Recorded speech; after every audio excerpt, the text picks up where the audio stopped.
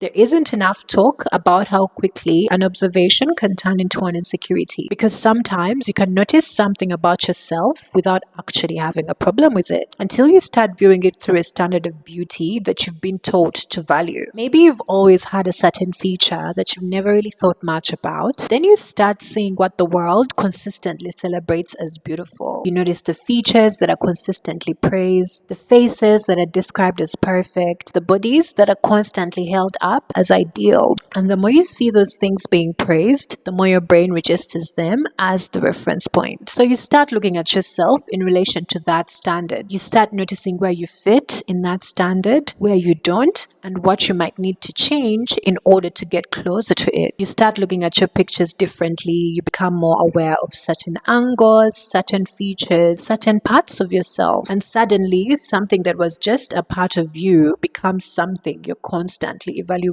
But let me give you some interesting tea about that. There's actually a mechanism in your brain that helps to determine what gets your attention. It's called the reticular activating system. Our brains are constantly receiving far more information than we can consciously process. So the reticular activating system helps to filter that information and prioritize what seems to be significant, which means that once you give something enough significance, your brain becomes better at noticing it. And this is where the insecurity loop starts to make sense. You notice something, you give it meaning, and then your brain starts prioritizing information related to it. You notice the beauty standard that you've been comparing yourself against. You notice the picture where you don't like how you look. And because your reticular activating system is now focused on that particular thing, it keeps on bringing your attention back to it. You start feeling less attractive, less confident, sometimes even less than. And maybe that's why yesterday, when an insecurity popped up for me, I caught it almost immediately. I stopped and asked myself, is this something I actually want to change, or have I just learned to see it as something I should change? And I think that question is very important, because sometimes the very first thought we have about ourselves isn't necessarily our own. Sometimes it's a reflection of what we've repeatedly been shown, compared against, and told to see as desirable. And that, to me, is where being intentional with your reticular activating system becomes really powerful, because you can notice something without turning it into a problem. You can acknowledge something without deciding it needs to be fixed. And you can also change something just because you genuinely want to, not because you've been conditioned to believe you should, because your brain is going to filter for something either way. Just be extremely intentional with what you choose to focus on.